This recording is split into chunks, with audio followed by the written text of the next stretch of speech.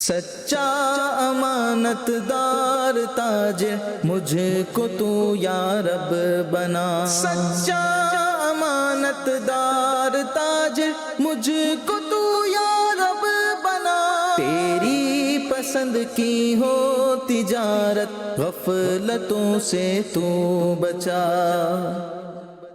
الحمد للہ رب العالمین والصلاة والسلام علی سید المرسلین، اما بعد فاعوذ باللہ من الشیطان الرجیم، بسم اللہ الرحمن الرحیم۔ الصلاة والسلام علیک یا رسول اللہ، الصلاة والسلام علیک یا حبیب اللہ، الصلاة والسلام علیک یا نبی اللہ وعلی آلک واصحابک یا نور اللہ۔ مدنی چینل کے ناظرین، پروگرام ہے احکام تجارت، اور ہمارے ساتھ موجود ہیں مفتی اہل سنت مفتی علی اصغر عطاری مدنی قدس اللہ العالی۔ درود پاک کی فضیلت شامل کرتے ہیں۔ نبی رحمت شفیع امت صلی اللہ علیہ وسلم کی بارگاہ بے کس پناہ میں ایک بار ایک شخص حاضر ہوا اور اس نے اپنے فقر و فاقہ اور تنگی معاش کی شکایت کری، تنگ آمدنی کی شکایت کی۔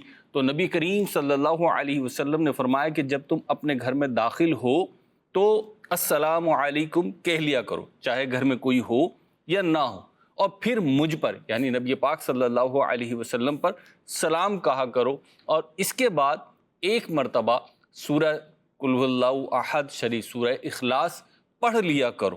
اس نے ایسے ہی کیا، اور پھر اللہ تعالیٰ نے اس پر رزق کا ایسا دروازہ کھول دیا کہ اس کے رزق میں ایسی برکت ہوئی کہ اس کے ہمسایوں اور رشتہ داروں کو بھی اس کے رزق سے حصہ پہنچا۔ اللہ پاک ہمیں بھی درود پاک کی دنیا و آخرت میں برکتیں عطا فرمائے۔ آپ بھی اپنا معمول بنا لیں، اگر نہیں ہے کہ جب گھر میں داخل ہوں سلام کریں سب سے پہلے، پھر درود پاک پڑھ لیں، صلاۃ و سلام پڑھ لیں، اور پھر ایک بار سورہ اخلاص پڑھ لیں۔ انشاءاللہ دنیا کی بھی برکتیں ملیں گی، آخرت کی بھی برکتیں ملیں گی۔ صلو علی الحبیب صلی اللہ علی محمد صلی اللہ علیہ وسلم۔ پہلے مفتی صاحب سے کچھ گفتگو ہو جائے۔ مفتی صاحب پاکستان سے باہر گئے ہوئے تھے جی، بنگلہ دیش گئے ہوئے تھے، وہاں پہ دعوت اسلامی کا 3 دن کا سنت و برا اجتماع تھا، اس میں بھی شرکت تھی، اور بھی کیا کیا مصروفیات رہیں مفتی صاحب ہی کی زبانی پوچھتے ہیں۔ کچھ تو مفتی صاحب کے فیس بک پیج کے ذریعے سے ہمیں معلومات ہو رہی تھی، لیکن چلیں مفتی صاحب سے کچھ تفصیل معلوم کر لیتے ہیں۔ مفتی صاحب کیسا سفر ہوا؟ یعنی آپ کے سفر تو ہوتے رہتے ہیں، لیکن یہ تھوڑا سا میری دانش میں انوکھا تھا، تو آپ کیسے گئے، کہاں کہاں گئے، کیا کیا مصروفیات رہیں؟ ایک اور سوال کر لوں اس میں کہ آپ کو اس سفر میں کون سی ایک ایک ہوتا ہے نا بھائی، اس سفر میں یہ ایک امتیاز تھا، یہ خصوصیت تھی؟ دیکھیے، مسلمانوں کا ملک ہے بنگلہ دیش، تو چاروں طرف ظاہر بات ہے مسلمان ہی ہیں، صحیح، اور غالب مسلمان ہیں وہاں پر۔ ٹھیک۔ 2 ملکوں کا سفر تھا یہ۔ 2 ملکوں کا؟ جی ہاں، اچھا، سری لنکا اور بنگلہ دیش۔ صحیح، تو سری لنکا یوں کہ پاکستان سے ڈائریکٹ فلائٹ آج ہم 4 جنوری کو بات کر رہے ہیں، جی، آج کی تاریخ میں نہیں چل رہی، ٹھیک ہے، سنا ہے کہ اس مہینے چلنا شروع ہو جائے گی، ٹھیک ہے، تو آپ کو وایا ہو کر جانا پڑتا ہے۔ صحیح، اب وایا کے 2 آپشن ہیں، ایک آپ خلیجی ممالک میں جائیں پھر دوبارہ واپس آئیں، اور دوسرا یہ ہے کہ سری لنکا ایک پوائنٹ ہے، ٹھیک ہے، وہاں کی ایئر لائن سے جائیں اور پھر بنگلہ دیش کی فلائٹ لیں۔ ٹھیک ہے، ابھی دوسرے آپشن میں ایک ایشو یہ ہے کہ اسٹے بہت لمبا ہوتا ہے۔ سری لنکا والے میں؟ جی ہاں، ٹھیک، لیکن یہ ٹرانزٹ ویزا دیتے ہیں، ہوٹل بھی دے دیتے ہیں اگر مانگا جائے تو ہم نے سوچا کہ جب اسٹے کوئی 21 گھنٹے کا ہے تو وہاں بھی کچھ معاملات رکھے جا سکتے ہیں۔ ٹھیک ہے، تو پہلی مرتبہ کسی غیر مسلم ملک میں جانا ہوا، ورنہ آج سے پہلے میں کسی غیر مسلم ملک میں نہیں گیا۔ ٹھیک ہے، یہ پہلا سفر تھا غیر مسلم ملک کا؟ ہاں، ٹھیک ہے، سری لنکا مطلب مسلم ممالک میں تو بہت سارے ممالک میں جانا ہوا ہے، جی، تو تھوڑا سا ہوتا ہے تعجب کہ آپ جب مسلم ممالک میں جاتے ہیں تو کہیں بھی آپ کو کسی بت کی ان کی کسی ایسے مذہبی شاعر کی نمایاں جو چیزیں وہ نظر نہیں آتی، ٹھیک، ایک اجنبیت بھی فیل نہیں ہوتی؟ آج اجنبیت بھی فیل نہیں ہوتی۔ غیر مسلم ممالک میں پھر ایک الگ انداز ہوتا ہے،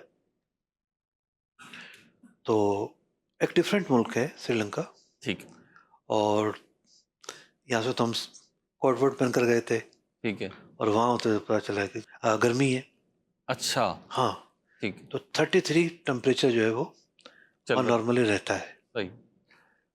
بڑا اچھا ٹمپریچر ہے, رات کو خاص طور پر بڑا اچھا ہو جاتا ہے. چھوٹا سا ملک ہے اور چاروں طرف سمندر ہے, بہت گہرا سمندر ہے. تو اس بنا پر جو ہے وہ موسم وہاں کا معتدل رہتا ہے, کوئی اور موسم آتا ہی نہیں ہے. اچھا تو خوش نصیب ہیں کہ ہم 4 موسم دیکھ لیتے ہیں. صحیح ہے. تو ہریالی بہت ہے, مسلمان کافی بڑی تعداد میں رہتے ہیں. کہا جاتا ہے کہ 10% مسلمان وہاں رہتے ہیں, اور مساجد ہیں. جیسے ہم ایئرپورٹ سے اترے تو سب سے پہلے ہم ایک مسجد میں ہی گئے. صحیح. وہ وہاں کا ایک آئیکون ہے, بڑی قدیم مسجد ہے وہاں کی. تو اس مسجد میں گئے, لوگ وضو کر رہے تھے. تو میں نے کہا بھائی حنفیوں کا وضو تو نہیں ہوگا جس طریقے سے وضو کر رہے ہیں. ایک چھوٹی سی کھالی بنائی ہوئی تھی, جیسے ہمارے یہاں بھینسوں کو چارہ ڈالنے کی بنائی ہوتی ہے نا, ہاں ہاں ہاں اتنا سائز کی بنی ہوتی ہے, صحیح. اتنی لمبی ہوتی ہے. ٹھیک اب اس میں پانی ہے, اس میں وضو ہو رہا ہے جناب. ٹھیک ہے. تو چونکہ شافعی مسلمانوں کی جو ہے وہ مسجد تھی, ٹھیک ہے. تو شوافع کے ہاں پانی کا دے دردہ ہونا ضروری نہیں ہے. ٹھیک ہے. اور تالاب بھی, بڑا تالاب بھی بنایا ہوا تھا, جو دے دردہ تالاب ہوتا ہے وہ بھی موجود تھا. ٹھیک ہے. تو میں نے جو دے دردہ تالاب تھا اس سے وضو کیا, بڑا شفاف پانی. بڑی قدیم مسجد تھی, بہت قدیم, اور جو اس پر کام ہوا ہوا تھا دیکھنے سے تعلق رکھتا ہے. دعوت اسلامی کی بھی الحمدللہ وہاں مساجد ہیں. صحیح. فیضان رمضان مسجد میں میرا پروگرام تھا رات کو, بڑی خوبصورت, بہت خوبصورت مسجد. ٹھیک. سب سے اہم بات یہ کہ گراؤنڈ پر آپ کو پارکنگ دینی ہی دینی ہے. اچھا. تو گراؤنڈ فلور پر پارکنگ ایریا, بائک کار وہاں کے کھڑی ہو جائے, صحیح. اور اس کے بعد فرسٹ فلور سے مسجد, صحیح. وہ 4 منزلہ الحمدللہ مسجد ہے. تو بس ایک دن کا سفر تھا یہ, ٹھیک. اور اس کے بعد پھر ہم بنگلہ دیش گئے. یہاں بنگلہ دیش سے ایئرپورٹ سے لینڈ کیا ہے, سامان حوالے کیا ہے, چھوٹا بیگ ساتھ رکھا ہے, اور وہاں ڈومیسٹک فلائٹ لے لی. سید پور ایک شہر ہے, اچھا. سیدھے وہاں پہنچ, ڈھاکہ سے سید. ڈھاکہ سے. ٹھیک. ترکی کا سفر میرا ہوا تھا, تو وہاں یہ اتفاق تھا کہ جو مقامی شہر ہیں وہاں پہ فلائٹیں بہت اچھے انداز سے چلتی ہیں. ٹھیک ہے. ڈومیسٹک فلائٹ جو جی ہاں, ڈومیسٹک, جو کنیا ہے, دیار بکر ہے, عرفہ ہے, چھوٹے چھوٹے شہروں میں فلائٹیں بہت اچھے طریقے سے آپ کو مل جاتی ہیں. ٹھیک. تو یہاں بھی یہ ہے کہ 300-350 کلومیٹر پر شہر ہیں. چٹاگاؤں میں سیلٹ ہے, سید پور ہے. تو ٹرین اور بس سے جائیں تو 6-7 گھنٹے لگتے ہیں, ٹھیک. لیکن فلائٹ سے جائیں تو 1 گھنٹے میں, اور سستی فلائٹ ہے. پاکستانی اگر ہم کرنسی میں دیکھیں تو 10-11 ہزار روپے کی فلائٹ ہے, اچھا. صحیح. ایک طرفہ. ٹھیک ہے. تو گھنٹہ پہلے بھی یہ ریٹ ہے, یہ نہیں کہ جناب یہ ریٹ ہمارے یہاں جیسے ہو رہا ہے کہ جی اسلام آباد کی فلائٹیں. اب میرا اسلام آباد جانا ہوا 10 سپٹمبر کو, تو میرے ساتھ جو صاحب آئے تھے انہوں نے 61,000 روپے کی ایک طرفہ فلائٹ کروائی تھی. اوہ. حالانکہ میری 2 طرفہ 61,000 روپے کی تھی. تو میرا 2 طرفہ 61,000 بھی مہنگی ہے, تو وہ شاید لاسٹ ٹائم پہ کروائی ہوگی, یا بعض اوقات جو ہے نا وہ ٹریول والا انصاف نہیں کرتا. آپشنس ہوتے ہیں, آپشنس اس معنی میں ہوتے ہیں کہ ایک اصول ہے ایئر لائن کا, پہلا 20 یا 30% ایک کوٹا ہوتا ہے, وہ سب سے کم فیئر ہوگا. پھر جیسے جیسے بکنگ بڑھتی جائے گی اس کا فیئر بڑھتا چلا جائے گا. صحیح. تو اب ایک جہاز ایک کمپنی کا ہے, مثال کے طور پر اس کی بکنگ بہت ہائی ریٹ پر جا رہی ہے, اور سیم ٹائم دوسرا جو جہاز ہے اس کی بکنگ بہت لو ریٹ پر جاری ہوتی ہے. تو کئی دفعہ جانا ہوتا ہے, گورنمنٹ کے کاموں سے جانا ہوتا ہے, تو ہم وہاں بھی یہ خیال کرتے ہیں کہ نہیں ہم ایسے ٹکٹ نہ لیں جو مہنگی ہو. صحیح. ایک دن کے لیے جانا ہے تو لیگیج نہیں ہوتا, تو کوشش کرتے ہیں کہ بھی لیگیج والی بھی ٹکٹ نہ ہو اور سستی ہو, تاکہ بلا ضرورت جو ہے نا پیسہ خرچ کرنا نہ پایا جائے. ٹھیک. تو بڑا اچھا نظام مجھے لگا وہاں کا جہاز رانی کا, کہ سستی ٹکٹ ایک تو اور ایک شہر کے لیے کئی جہاز جو ہے نا وہ روانہ ہوئے. بڑی وجہ یہ ہے کہ وہاں آبادی بہت زیادہ ہے. یعنی ایریا جو ہے وہ 1 لاکھ کچھ کلومیٹر بنتا ہے. پاکستان بنتا ہے 8 لاکھ.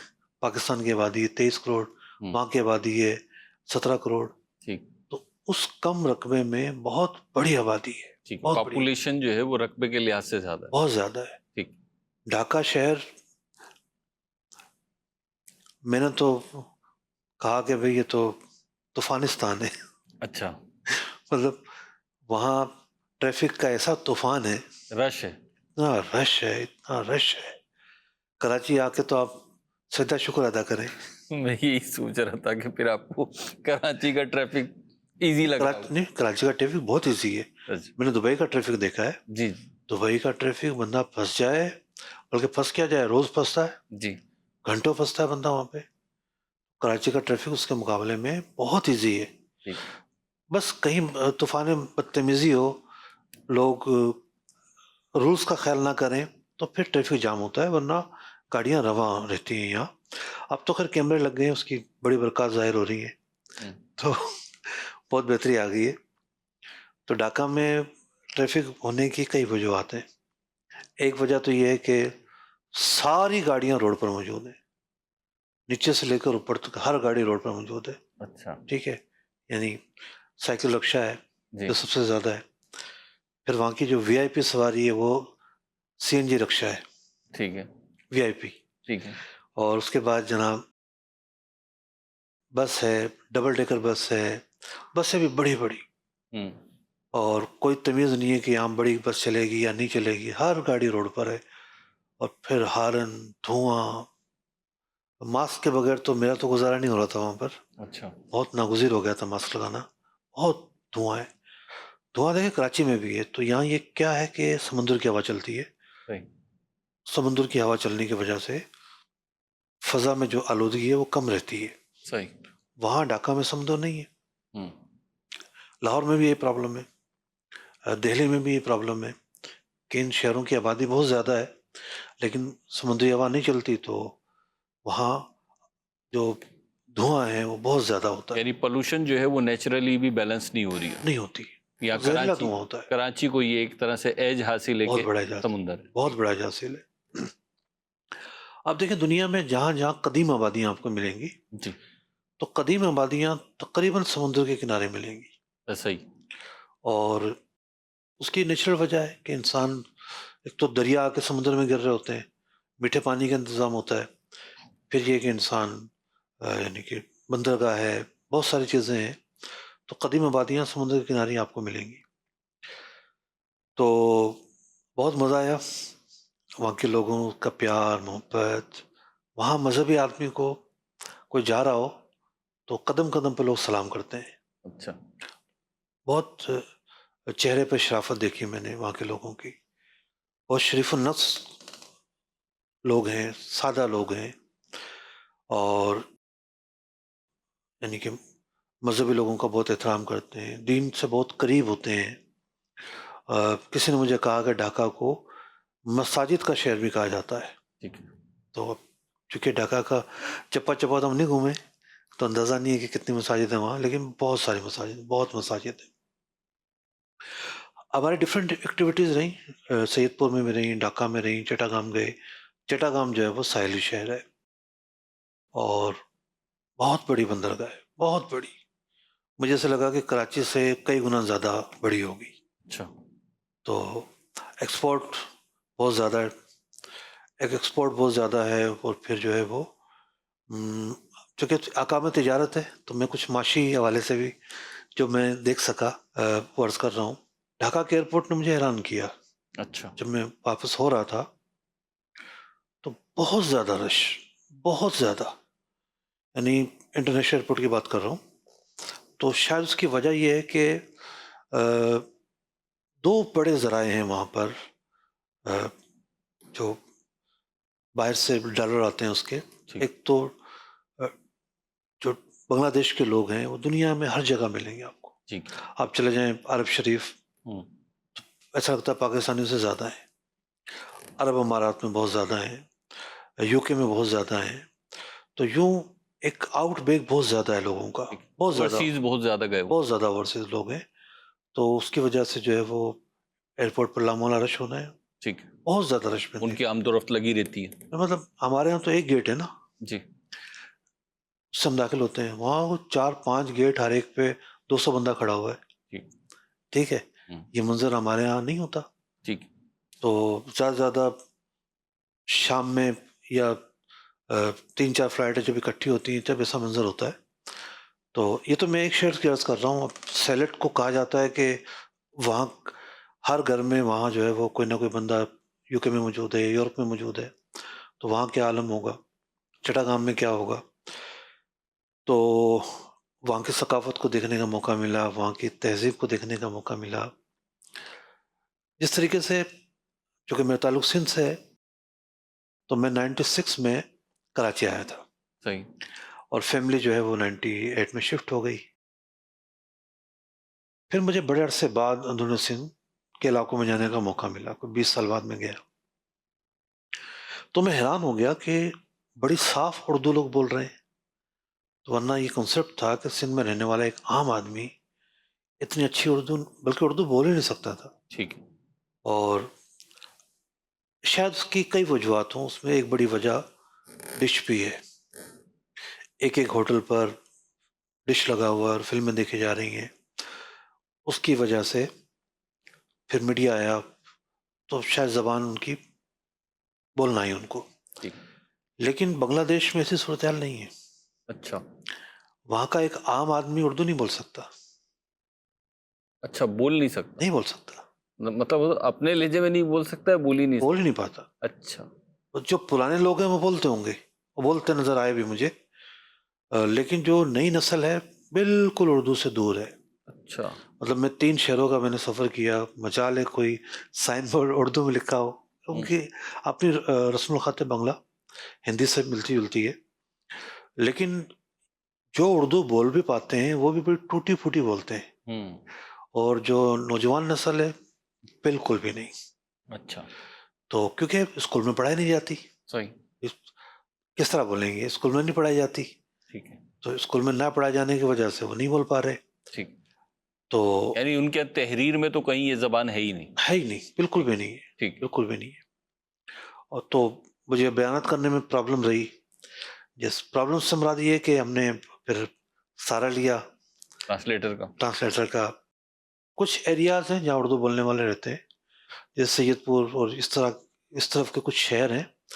یہاں چونکہ بہار سے مائیگریٹ کر کے لوگ آئے تھے، وہی فارمولا تھا جو سندھ میں اور پنجاب میں رہا، کہ یہاں کے جو غیر مسلم ہیں وہ ہند گئے اور وہاں کے مسلمان ہجرت کر کے یہاں آئے.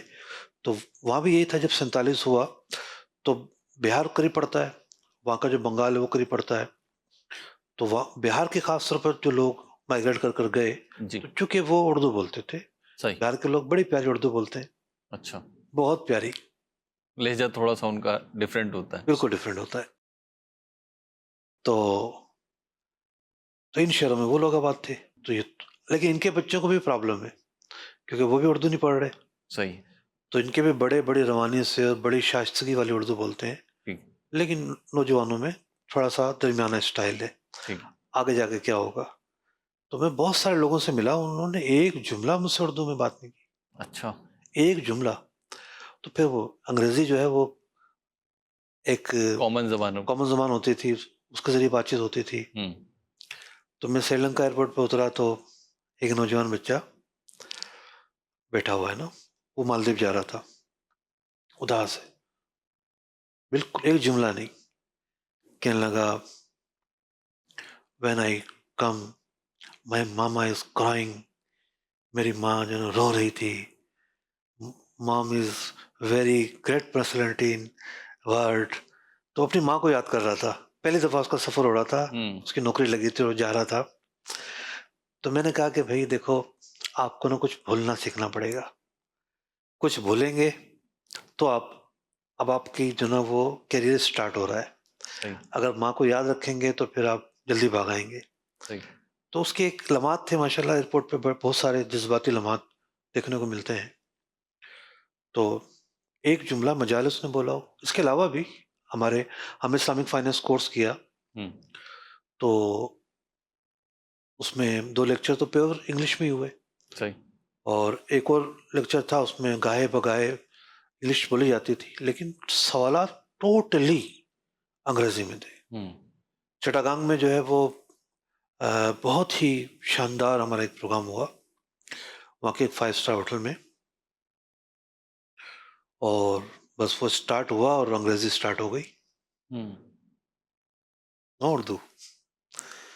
تو محنت کش لوگ ہیں، ایک انچ بھی کہا جاتا ہے کہ بنگلہ دیش میں زمین بنجر نہیں ہے، صحیح، زرخیز ہے، پانی بہت زیادہ ہے، بارشیں بہت ہوتی، بارش بہت زیادہ ہوتی ہے، ندیاں بہت زیادہ ہیں، تو زرخیز ہے، بہت زرخیز ہے۔ ٹھیک۔ اب باتیں تو بہت ساری ہیں، لیکن میں یہ سوچ رہا ہوں کہ اگر میں نے اپنی باتیں کرنا شروع کری تو ظاہر سی بات ہے مفتی صاحب تو 10 دن تقریباً گزار کر آئے۔ 3 روزہ اجتماع میں شرکت ہوئی، ہوں، تو ملتان اجتماع کی یاد تازہ ہوئی۔ ایک جذبہ تھا لوگوں کا وہاں پر، اچھا، بہت جذبہ تھا۔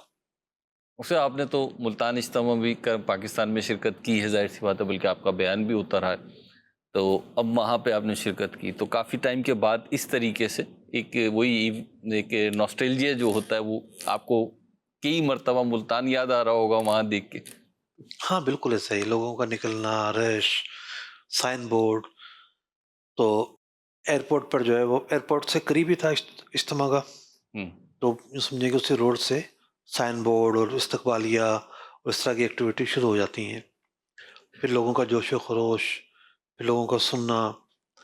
تو میں نے بھی وہاں مترجم بٹھایا تھا ساتھ میں، اچھا، میں نے اس سے کہا تھا کہ بھائی اہم اہم جگہ جو ہے نا وہاں میں آپ کو اشارہ کروں گا، وہاں آپ نے ٹرانسلیٹ کرنا ہے تاکہ ایک ربط برقرار رہے۔ ٹھیک، اگر یہ چیزیں نہیں سمجھ میں آئیں ان کو تو ساری بات سمجھ میں نہیں آئے گی۔ صحیح، تو یوں کچھ ترجمہ ہوتا رہا، کچھ میں ڈائریکٹ بیان کرتا رہا، یوں کر کے بیان کیا۔ نگران شورا نے بیان کیا تو انہوں نے تو پورا ان کا بیان ترجمہ ہی ہوا، جو وہاں کے رکن شورا ہیں عبد عبد المبین المبین بھائی، جی، وہ ماشاء اللہ ٹرانسلیٹ کرتے رہے۔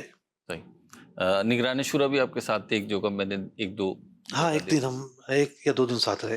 ٹھیک، تو چلیں بنگلہ دیش کا جدول ہوا اور بہت ساری چیزیں، میں تو چاہوں گا مفتی صاحب ہے تو ذرا آپ کی مصروفیات دیکھتے ہوئے مشورہ دینا تھوڑا سا عجیب سا ہے، لیکن چلیں بات آئیے تو میں کہہ ہی دوں کہ آپ کو یہ تحریر کرنا چاہیے۔ میں مدنی چینل کے ناظرین یقیناً کچھ نہ کچھ ہوں گے جو شاید اس طرح بھی سوچ رہے ہوں کہ ظاہر سی بات ہے آپ نے باتیں بیان کی ہیں، اور جب یوں پروگرام کے تحت بیان کر رہے ہیں آپ، تو آپ کے ذہن میں یہ بھی ہے کہ احکام تجارت ہے، ایک وقت کی ڈیوریشن ہے، پھر کچھ نہ کچھ ہم نے سوالات شامل کرنے ہیں، تو بہت ساری چیزیں اسکپ آپ نے جان بوجھ کے کی ہوں گی کہ نہیں یہ بیان کر دیتا ہوں۔ تو آپ اس کو تحریری صورت میں، میرا خیال ہے بلکہ آپ کے تمام اسفار جو ہیں وہ تحریری صورت میں آنا چاہیے۔ میری نظر میں تو اگر کہیں تو آپ کی تحریر بہت عمدہ ہوتی ہے، تو آپ تحریری صورت میں لے کر آئیں تو انشاءاللہ مجھے امید ہے مدنی چینل کے ناظرین یہ جو اسفار ہوتے ہیں، بالخصوص بڑوں کے جو اسفار ہوتے ہیں، سفر تو کوئی بھی کرے تو سیکھتا ہے، لیکن جب ایک ایسا شخص جو علم دین سے بھی مزین ہو اور ویژن بھی ہو، تو پھر ان کا دیکھنا جو ہوتا ہے وہ مختلف ہوتا ہے، وہ بہت ساری چھوٹی چھوٹی چیزوں سے بہت بڑے بڑے اسباق بیان کرتے ہیں، اور ظاہر سی بات ہے وہ دیگر لوگوں کے لیے مفید ہوتا ہے۔ تو مفتی صاحب ایک سجیشن ہے، اللہ کرے کہ قبول ہو جائے اور کچھ ایسا تحریر کا تو عالم یہ تھا کہ میں نے آپ سے کہا کہ میں پہنچا ہوں ایئرپورٹ سے سیدھا دوسرے شہر میں، اور جی، وہاں بھی پہنچتے پہنچتے شام ہو گئی، تو پتہ چلا اسی رات سے پروگرام ہے، ہوں، رات میں بھی، پھر دن میں بھی 2-3 ایکٹیویٹی، تو وہاں میں 2 راتیں رہا۔ ایک مدنی اسلام بھی ساتھ تھے، میں نے ان سے کہا بھی کچھ تحریر آپ ہی کر لو، مجھے تو ٹائم نہیں ملے گا۔ تو پھر انہوں نے بڑی اچھی تحریر لکھی، اور وہ 2 دن کا جو حوالہ ہم نے پھر شیئر بھی کیا اپنے پیج پر۔ جی، تو بس اللہ کرے کوئی ایسی صورت بنے۔ ابھی بڑھتے ہیں مفتی صاحب، کچھ کاز ہم شامل سلسلہ کرتے ہیں۔ اللہ پاک برکت عطا فرمائے، اور بنگلہ دیش کا جو 3 دن کا سنت و برا اجتماع ہوا، اس میں جن عاشقان رسول نے شرکت کی، جنہوں نے کوششیں کی، اور بھی دیگر جگہوں پر بھی دعوت اسلامی کی جو بھی ایکٹیویٹیز ہو رہی ہیں، اللہ پاک سارے کوشش کرنے والوں کو دنیا و آخرت کی بھلائیاں نصیب فرمائے، کامیابیوں سے ہمکنار فرمائے، اور ان کی حفاظت فرمائے۔ بڑھتے ہیں کالز کی طرف، پہلی کال شامل سلسلہ کر رہے ہیں آج کی۔ جی جناب، کون ہیں، کہاں سے ہیں؟ مفتی صاحب میرا آپ سے سوال یہ ہے کہ میرے دوست نے مجھ سے بائک لینی تھی تو اس نے مجھے ایڈوانس میں 5,000 روپے دیے، بولا کہ بقیہ پیسے 2 سے 3 دن میں دے دوں گا، موٹر سائیکل لے لوں گا، لیکن اس نے پھر سودا کینسل کر دیا، تو اب مجھ پر کیا اس کے پیسے واپس کرنا لازم ہے یا میں رکھ سکتا ہوں؟ جزاک اللہ خیر۔ جی پہلی بات تو یہ ہے کہ سودا دو طرفہ کینسل ہوا یا نہیں. اگر دو طرفہ کینسل ہوا ہے تو لامحالہ یہ ڈیل ختم ہو چکی ہے، جو آپ نے پیسے لیے وہ آپ کو واپس کرنے پڑیں گے. ایک طرفہ اگر کینسل ہوا ہے تو ایک طرفہ اس سے تو کینسل نہیں ہوتا. اب جب وہ لینا نہیں چاہ رہا تو بہتر ہے کہ آپ بھی راضی ہو جائیں کینسل کرنے پر، اور جو اس کے پیسے ہیں وہ اسے واپس کر دیں. ان پیسوں کا رکھنا جائز نہیں ہوگا. مفتی صاحب، اگر کسی نے ماضی میں ایسا کیا ہے کہ کوئی بھی سودا ہوا، چاہے وہ گاڑی کا ہوا، جائیداد کا ہوا، یا کسی بھی چیز کا ہوا، سودا ہوا تھا، کچھ ایڈوانس رقم دی تھی، سودا کسی بھی وجہ سے کمپلیٹ نہیں ہو سکا، وہ پلٹ کر نہیں آیا ہے، کینسل ہو گیا، اور یہ رقم اس نے اپنے پاس رکھ لی ہے، ضبط کر لی ہے، گویا کہ اپنے طور پر اس نے کہا کہ جی ٹھیک ہے، نہیں آیا اب تو یہ ضبط ہوگا، تو اب اس کو کیا کرنا چاہیے؟ دیکھیے، یہ رقم بغیر سبب شرعی کے اس کے پاس پائی گئی تو ملکیت کا تو فائدہ نہیں دے گی، اچھا، یہ مالک ہی نہیں ہوا؟ مالک نہیں ہوگا. جو اصل مالک ہے اس کو لوٹانا ہوگی. اچھا، تو دیکھ لیں، غور کر لیں. مدنی چینل کے ناظرین، بعض اوقات ایسا ہو جاتا ہے معاشرے میں، اگر ماضی میں کبھی ایسا ہوا ہے تو مجھ سے توبہ بھی کرنی ہوگی. ہاں، ناحق رقم جب دبائے گا تو توبہ بھی کرنی پڑے گی. توبہ بھی کر لیں، اور یہ رقم اگر کسی کے پاس بھی اس طرح کی ہے تو وہ متعلقہ فرد کو دے دیں. ابھی سانسیں بھی چل رہی ہیں، زندگی بھی ہے، تو ابھی یہ معاملہ ختم کر لیں. آخرت میں پھر اس کا حساب کتاب دینا یا اس کا جو بھی جزا سزا کا معاملہ ہوگا وہ بہت مشکل ہو جائے گا. اگلی کال دیجیے. مفتی صاحب میرا آپ سے یہ سوال ہے کہ اگر کوئی ملازم بغیر بتائے ڈیوٹی چھوڑ دے تو اس کی اس مہینے کی تنخواہ روک لینا جائز ہے؟ بھائی کرام ارشاد فرما دیں۔ جی مجھ سے دیکھیں، ڈیوٹی چھوڑ دے کا مطلب یہ ہے نا کہ وہ نہیں آ رہا، تو جس دن تک آیا ہے اس دن تک سیلری دی جائے گی. مثال کے طور پر کسی مہینے وہ 10 دن آیا ہے تو 10 دن کی سیلری تو اس کی بنے گی. اب وہ کہے کہ جی پورے مہینے کی دو، تو پورے مہینے کی کیسے ملے گی اس کو؟ بقیہ 20 دن کی تو نہیں ملے گی. مجھ سے بعض اوقات یوں ہوتا ہے کہ جب ڈیوٹی پہ رکھ رہے ہوتے ہیں تو وہ کہتے ہیں کہ جی آپ ہمیں 1 مہینے پہلے یا 3 مہینے پہلے آپ ہمیں اطلاع کرو گے کہ جی مجھے جانا ہے. تو اگر آپ نے بغیر اطلاع کے گئے تو پھر ہم آپ کی تنخواہ روک لیں گے. تو کیا یہ اگر ایگریمنٹ ہو گیا ہے، سائن ہو گیا ہے، تو پھر تنخواہ روک سکتے ہیں؟ دیکھیے، شرعی اعتبار سے تو نہیں روک سکتے. اب لوگ کہیں گے کہ بھئی دیکھو ہمیں تو یوں ہو گیا، یوں ہو گیا، یوں ہو گیا، تو بھئی 20 دن کی تنخواہ سے آپ کو کتنا فائدہ ہو جائے گا؟ جانے والا تو گیا، وہ تو گیا، ٹھیک ہے. وہ تو واپس نہیں آئے گا. تو جب شرعی اعتبار سے نہیں بن رہی تو پھر آپ کوئی اور حل نکالیں. بہت سارے حل نکل سکتے ہیں. اس 1 مہینے کی تنخواہ روکنے پر بہت سارے طریقے اس وقت میرے ذہن میں آ رہے ہیں جو نکل سکتے ہیں. اس کو ظاہر بات اس کی ایک شرعیہ اسٹرکچرنگ ہوگی، اور پھر اس کو جو ہے نا وہ کیسے نافذ کرنا ہے، کیا الفاظ ہونے چاہیے، اور پھر وہ رقم کون رکھے گا، کس کی ہوگی، یہ سب چیزیں طے ہوں گی. لیکن یہ ہے کہ بہت سارے دستور اور رواج ایسے ہیں کہ جو واضح طور پر غیر شرعی ہیں. جیسے 3 دن لیٹ آنے پر بہت سارے سیکٹرز میں 1 دن کی سیلری روک لی جاتی ہے، جی، وہ نہیں دی جاتی، چھٹی شمار کی جاتی. چھٹی شمار کی جاتی ہے. تو یہ بھی ظلم ہے، یعنی اعتدال نہیں ہے اور حق تلفی ہے. اگر وہ 3 دن مثال کے طور پر آدھا گھنٹہ لیٹ آیا تو 1.5 گھنٹہ بنا، تو حق یہ ہے کہ 1.5 گھنٹے کی کٹوتی ہوگی. اس کا مطلب یہ نہیں کہ آپ 8 گھنٹے کی کٹوتی کر لیں گے. تو جتنا جرم ہے اتنی سزا ضروری ہے. سزا تو خیر بھی نہیں ہے کہ جتنی کوتاہی پائی گئی ہے اتنی اس کی سیلری آپ بنا کر سکتے ہیں، اس سے زیادہ نہیں. پھر تو لوگ روز لیٹ آئیں گے. جی، دیکھیں، لیٹ آنا کوتاہی ہے، اس میں کوئی شک نہیں ہے. آپ اصول بنا دیں کہ جناب جو مسلسل لیٹ آتا ہے تو اس کو ایک نوٹس جاری کیا جائے گا، اس کے بعد اس کو فارغ کیا جا سکتا ہے. تو یوں جو کوتاہی ہے اس پر تادیبی جو کارروائی ہے شریعت کے دائرے میں رہتے ہوئے، اس کے کرنے کے بہت سارے مواقع اور بہت ساری صورتیں موجود ہیں. تو ان صورتوں کو اپنایا جائے. ٹھیک ہے مفتی، اس کے برعکس بھی ایک صورت پائی جاتی ہے، اگرچہ کم ہوگی اور بہت ہی ماہر شاید لوگ ہوتے ہوں گے ان کے لیے ہوتی ہوگی، کہ اگر کسی نے نوکری سے نکالا، یہ تو چھوڑ کے جا رہا ہے نا، اس کے اپوزٹ ادارہ نکالتا ہے تو وہ 1 مہینے کی سیلری دے گا یا پوری سیلری دے گا، تو اگر یہ ایگریمنٹ ہے تو پھر اس کا امپلائی کا سیلری کا مطالبہ کرنا درست ہوگا؟ دیکھیے ہوتا یہ ہے کہ ادارہ نکالتا ہے تو یہ نہیں کہتا ہے کل سے نہیں آئیے گا، وہ اسے 1 مہینے کا ٹائم دیتا ہے. ٹھیک ہے. مثال کے طور پر جنوری میں اس کو بتایا جا رہا ہے تو اب اس کا مطلب یہ ہے کہ فروری تک اس کا معاہدہ کنٹینیو رہے گا جی اور 1 مارچ سے ختم ہو جائے گا. ٹھیک ہے. بعض ایسی صورتحال بن جاتی ہے کہ اس ملازم کا آج سے ہی ڈیوٹی سے الگ ہونا ضروری ہے. امیجیٹ فائر کرنا پڑتا ہے. ہاں جی اگر وہ مزید یہاں رہا تو مثال کے طور پر غبن کا مسئلہ ہے، کوئی بددیانتی ہے، کوئی اور ایشو ہے تو اس کو سیٹ سے ہٹانا پڑتا ہے. جی پھر ہمارے ہاں یہی ہے کہ اس کو 1 مہینے کی سیلری دی جاتی ہے. اب یہ جو دیا جانا ہے ادارہ اگر اپنی خوشی سے دے رہا ہے تو اس میں کیا حرج ہے؟ تو مفتی اس میں پرائیویٹ ادارہ، گورنمنٹ ادارہ، وقف کا ادارے میں کوئی فرق ہوگا یا سب کے لیے ایک ہی حکم ہوگا؟ دیکھیے اس کا عرف دیکھنا پڑے گا. اگر وقف پر ہم آئیں گے تو پھر عرف پہ دیکھیں گے صحیح. اور باقی چیزیں بھی دیکھیں گے، ٹھیک.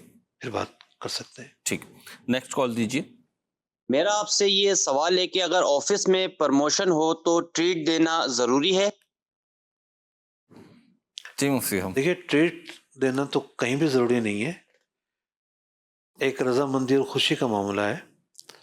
اور معاشرے کی بہت ساری برائیاں ہیں، ان میں سے ایک یہ بھی ہے کہ ہم کسی پر اتنا جبر کرتے ہیں، اتنا جبر کرتے ہیں، اتنی شرم دلاتے ہیں کہ اس کو جو ہے نا بالآخر پیسہ خرچ کرنا پڑتا ہے. تو کسی پر ایسا جبر نہ ہو کہ وہ آر سے بچنے کے لیے، شرمندگی سے بچنے کے لیے کچھ کرے. اور جس کی پروموشن ہوئی ہے اس کو بھی چاہیے کہ بھی صدقہ خیرات بھی کوئی چیز ہوتی ہے. حدیث مبارکہ میں ہے نا کہ اپنے اہل پر خرچ کرنا بھی صدقہ ہے. مفاہیم جی مضامین موجود ہیں. جی جی جی تو جو اس کے ساتھی ہیں ان کو دعوت کھلائے گا تو ایک برکت کا کام ہے نا. ایک دعوت کھلانے میں، کھانا کھلانے میں ایک اپنائیت پیدا ہوتی ہے، محبت پیدا ہوتی ہے، اور ایک تنگ ماحول سے نکل کر بندہ تھوڑا سا چینج ماحول میں بیٹھتا ہے، دوستوں کے ساتھ بیٹھتا ہے. یہ نہیں کہ گھر سے آفس، آفس سے گھر. کچھ لوگ ایسا لگتا ہے ریبوٹ ہیں. تو یہ جو ریبوٹک زندگی ہے یہ بہت ساری چیزیں جو ہے وہ بہت ساری صلاحیتوں کو متاثر کرتی ہے. میں نے علماء کو بھی دیکھا ہے کہ جو علماء بہت دور رہتے ہیں لوگوں سے اور بہت ساری گیدرنگ میں نہیں جاتے، ہم جائز گیدرنگ کی بات کر رہے ہیں، تو معاشرے کی نفس پر ان کا ہاتھ نہیں ہوتا. اچھا ایک فرد ہے وہ تہیہ کر لے کہ میں نے بس خلوت میں ہی رہنا ہے، جی بہت عمدہ چیز ہے. اس سے ان کی منازل بڑھیں گی، مقام بڑھے گا، زہد بڑھے گا، تقویٰ بڑھے گا، نو ڈاؤٹ. ایک فرد وہ ہے کہ جس کو معاشرے کی اصلاح کرنی ہے، تو جس کو معاشرے کی اصلاح کرنی ہے اس کو پبلک میں اترنا پڑتا ہے، پبلک ساتھ بیٹھنا پڑتا ہے، سننا پڑتا ہے. ورنہ ہوتا یہ کہ ایک جرم جو معاشرے میں رائج ہو چکا اس جرم کی خبر 10 سال بعد پتہ چلتی ہے. حالانکہ اسی وقت پتہ چلے تو لوگوں کو ڈر سنانے میں، لوگوں کو روکنے میں، آسانی. لوگوں کو منع کرنے میں آسانی کا پہلو ہے. تو یوں دو الگ الگ پہلو ہیں. اسی طریقے سے بہت ساری چیزیں ایسی ہیں کہ سفر جو ہے نا اس کی عقدے کو حل کرتے ہیں. جیسے بنگلہ دیش کے سفر میں جی ایک عقدہ آخر میں وہ ویڈیو دیکھ کر حل ہو گیا تھا، اگر وہ ویڈیو نہ دیکھتا تو وہ حل نہ ہوتا. اچھا.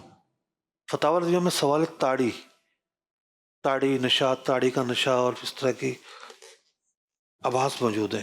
ٹھیک. اب میں گیا تو وہاں رکے ہم نماز کے لیے، ایک مزار تھا اس پر بھی حاضری دی. تو مجھے بتایا کہ یہ تال کا درخت ہے، تال کا بھی درخت کہتے ہیں وہاں پہ.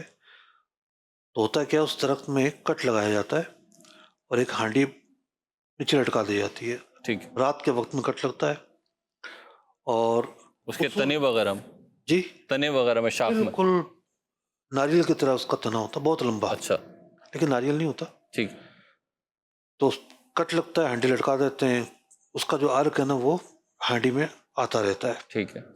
تو وہاں کے لوگوں نے بھی یہی بتایا، اور فتاوی رضویہ میں جو سوال ہوا اس میں بھی یہی لوگوں سائل نے پوچھا، بلکہ سائل نے بتایا کہ اصول یہ ہے کہ سورج نکلنے سے پہلے اگر اس کو پی لیا جائے تو اس میں تبدیلی نہیں آتی، نشہ پیدا نہیں ہوتا. ٹھیک ہے. اور اگر دن کے اجالے میں آ جائے، مراد یہ ہے کہ زیادہ ٹائم گزرنے کی وجہ سے جی. ہوتا ہوگا، یا روشنی کا بھی کوئی نہ کوئی تعلق تو ہوگا، ٹھیک ہے. تو اس میں نشہ پیدا ہو جاتا ہے. ٹھیک ہے. اب یہ پڑھا ضرور تھا، دیکھا نہیں تھا. ہوں. تو وہاں دیکھنا بھی ہوا، پھر وہاں میں نے ایک لائیو کیا، لائیو کر کے بہت سارے لوگوں کو بتایا.